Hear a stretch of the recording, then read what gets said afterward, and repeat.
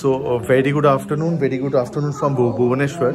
আমার আগের হপ্তায় ফ্রাইডেতে একটা ইনসিডেন্ট ঘটে। I was like going to visit.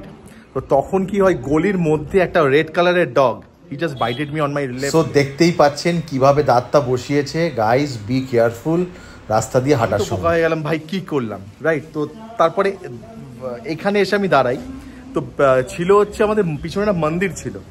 আমি তাকে মানে now I am standing in that মন্দির অনলি। এই সেই বজরংবলীর মন্দির, যখন আমি আফটার ডগ বাইট আমি এখানে দাঁড়িয়েছিলাম। তারপর এখান থেকে হাঁটতে হাঁটতে গিয়ে তারপর তো অনেক কাণ্ড, সেটা আপনাদের সাথে শেয়ার করা হয়নি। তো see this is the mandir when I stood for 20 minutes and just আমি নিজেকেও ভাবতে পারিনি যে কী হয়ে গেল। আর ডগটা ওখানে বসে আছে, আমি দেখাচ্ছি, ওয়েট। সেই মন্দিরটা, জয় বজরংবলী। সো ফাইনালি আপ দেখতেই পাচ্ছেন খুব সুন্দর একটা বজরংবলীর মন্দির। বাবার সাথে একবার দেখা করে গেলাম, আপনাদেরকেও দেখা করলাম যে আমি সেফ হয়ে আবার ভুবনেশ্বর আসতে পেরেছি। মানে আমার কাছে এটা কত বড় অ্যাচিভমেন্ট, মানে অ্যাচিভমেন্ট আমার কাছে মানে কত বড় একটা জিনিস আপনাদের বলে বোঝাতে পারবো না। মানে আমি সত্যি খুব ঘাবড়ে গেছিলাম ব্যাপারটা নিয়ে, ডগ বাইট বলে কথা। তো ওই কুকুরটা এখনো বসে আছে ওখানে, লাল রঙের কুকুর। মানে আমার যাওয়ার তো সাহস নেই। ওয়েট, আমি আপনাকে দেখাই আগে, ওয়েট। মেন হচ্ছে এই সামনে একটা ছোট গলি আছে, এই গলি থেকে আমি জাস্ট বেরিয়ে তারপর মানে হঠাৎ করে দৌড়াতে এসে আমার পায়ের মধ্যে সেই কালো লাল রঙের সেই ডগ, ওই যে কুকুর, না এটা না আগে আছে ওয়েট। মানে আমি কুকুরটা বসে আছে, খুব সেফলি আছে। আমার সব থেকে ভালো লাগলো এই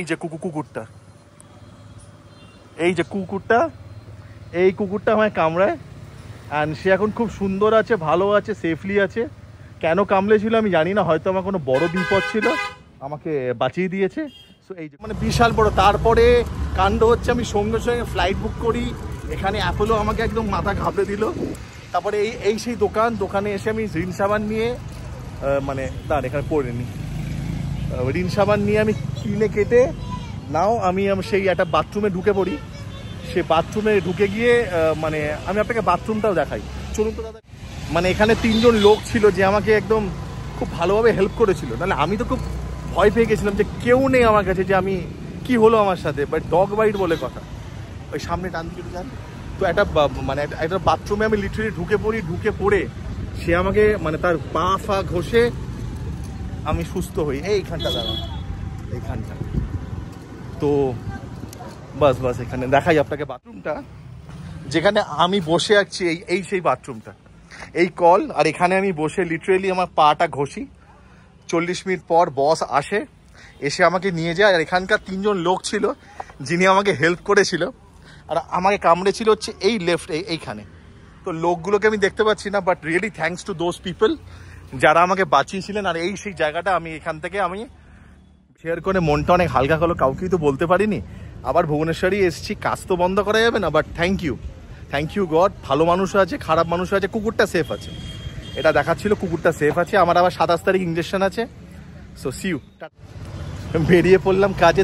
তারপরে কি হয়, মানে বাধা কিভাবে হয়, সঙ্গে ইন্ডিগো ফ্লাইট করলাম, কোনো সিট নেই। চলে গেলাম হচ্ছে এয়ারলাইন্স, ঠিক আছে। 7টা ফ্লাইট করলাম, সেই ফ্লাইট 1.5 ঘন্টা লেট। তো কোনো রকমে আমি ল্যান্ড করলাম হচ্ছে 9:55। ওখান থেকে একদম স্ট্রেট চলে গেলাম IDRG। সবসময় বলে এটা কি, এরকম জাতীয় কোনো রকমের কোনো বাইট হলে, ডগ, ক্যাট, তারপর হচ্ছে মানে কি বলবো, মানে স্নেক, মানে অ্যানিমাল বাইট হলে স্ট্রেট ID। ওখানে গিয়ে পয়সার কিছুই লাগে না। শুয়ে পড়লাম, আর পায়ের মধ্যে একটার পর একটা ইঞ্জেকশন দিতে লাগলো। রাত্রির 12টা বাজে, শনিবারের রাত ছিল ওটা, না শনিবারের রাত 12টা, পুরো IDতেই কাটালাম। 2-2.5 ঘন্টা বসে রইলাম। এখন আমার কোর্স কিন্তু কমপ্লিট হয়নি। হাতের মধ্যে লাস্ট ডোজ হচ্ছে 27 আর 30।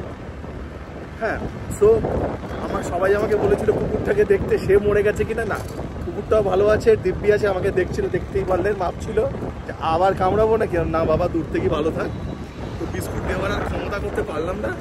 সো গাইস, এটা আমার ছোট্ট মানে আমি যে কোন পরিস্থিতি থেকে যাচ্ছি আজ আপনাদের শেয়ার করলাম। সো সবাই মানে প্রে করবেন যেন ভালো থাকি, সুস্থ থাকি।